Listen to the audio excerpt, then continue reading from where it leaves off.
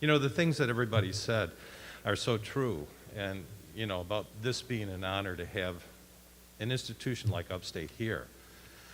And I'm very proud. I'm proud that I've been in the Assembly long enough to remember when this wasn't built and we provided $75 million to get this section of the Institute in Human Performance put up, and all the great work it has done since then. You know, there are benefits to teaching hospitals. It's the backbone of the nation's healthcare system. Patients receiving care at teaching hospitals have better outcomes. It's just the source of the latest research and clinical trials, so it's very, very important. Now, we've heard about how state funding has been cut and cut and cut and then completely evaporated. And he said the question that people ask me shouldn't be, how did you lose 400 nurses? It should be, how did you keep 2,000 of them here? And that's one of the things that makes me really proud, that people really stepped up because they know without Upstate providing services, this community and over half of the state basically would be in desperate trouble. So I want to thank them all. I want to congratulate them for what they've done. And I want to commit, along with Rachel, to working to get them the pay that they deserve for the job that they've done. Okay?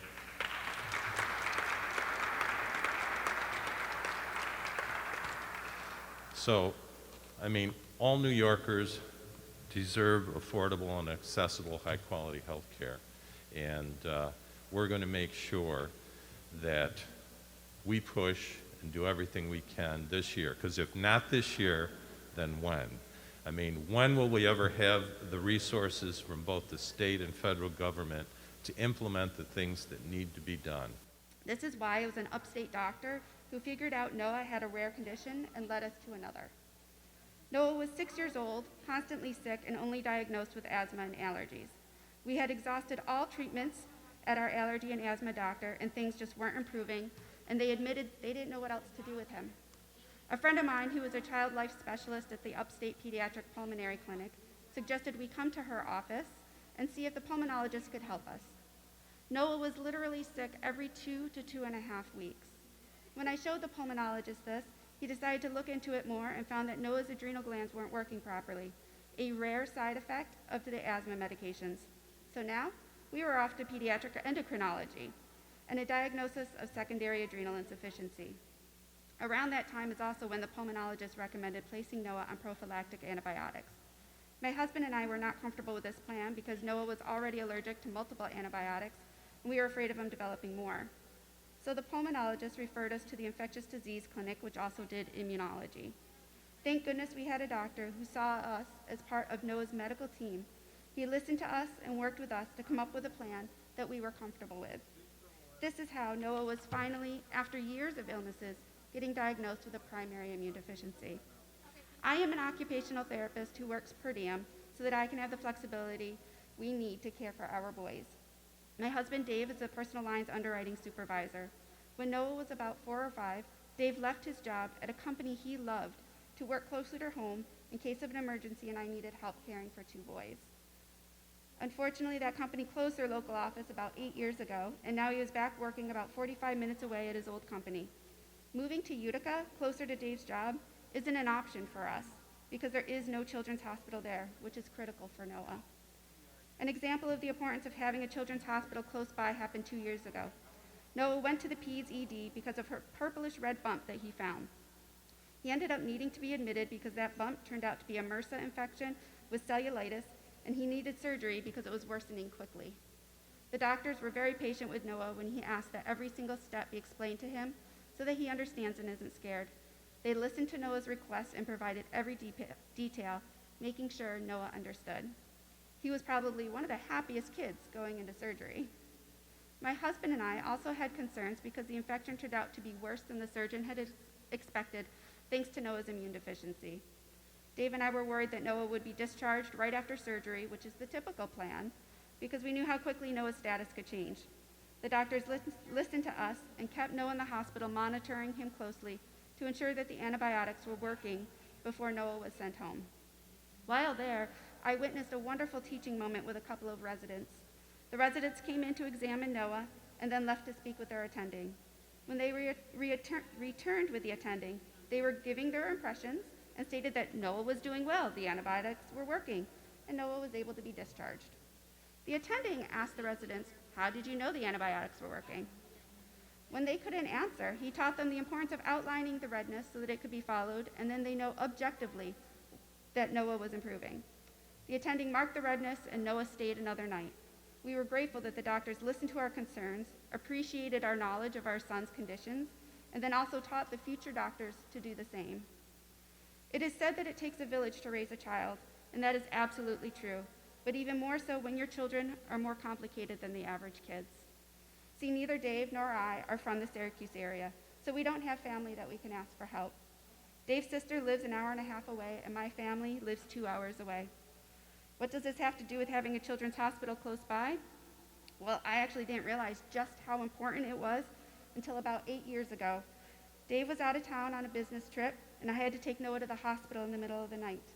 So I had to wake up Jack and bring him with us. I didn't have family to call for help. Can you imagine how difficult it would have been to travel hours in the middle of the night, dragging 2 kids, one of whom is sick, trying to get a hospital that has the specialists that your child needs, by yourself? After spending a few hours in the ED, we knew that Noah was being admitted. Now I had to figure out what to do with Jack. He had to go to school, but I had no way to get him there, and I was trying to take care of Noah. Because we were local, some friends offered to pick up Jack and drive him to school. This couldn't have happened if we were out of town. Also, one of my friends, whose child happened to have been recently in the hospital, even offered to come and sit with me that morning so that I wasn't alone. I insisted she didn't have to do that, and I didn't want her going out of her way for me, but she didn't give me a choice.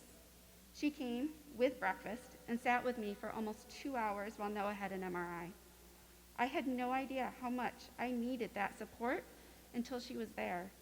It helped me so much to have someone there with me who understood what it was like to be exhausted, stressed, worrying about your child, and waiting for answers. If we had to travel out of town, I would have been alone the whole admission because Dave would have had to return home to take care of Jack. I can't express enough how important it is to have good medical care easily accessible.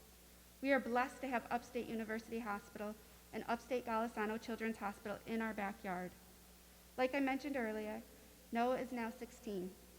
His doctors and I have started having discussions with him about college. They have told him that when he is looking at colleges, that it is important to consider what medical care is available to him. Thankfully, they will help us with finding new specialists for him if he isn't close by. But who knows? Maybe we won't need this. Noah wants to be a trauma surgeon. Maybe he'll end up attending Upstate Medical University. Again, I salute you and your husband for raising your son so well, and also for being a part of this community and making it clear to all of us who do what we can to realize the importance of the work that goes on here. I want to thank once again all of you for joining us today. The work begins now. This event today is the third in a series of events that UUP is holding across New York State to basically jumpstart our advocacy efforts for this year. We've been in Albany, we've been in Buffalo, we've now been in Syracuse. In a few weeks, after the holidays, after the year turns, we will be in Rochester and points beyond that. The intent is clear. SUNY belongs to the people of New York. It needs the people of New York. We must advocate together for our university. It will make our state better as we reach for, hopefully, a much better future.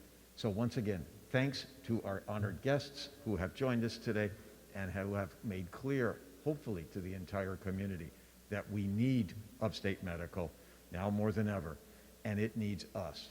So thank you. For members of the media, we will be clearing out a spot in the back there so that those who you'd like to speak to can answer questions. But again, thanks very much for joining us today.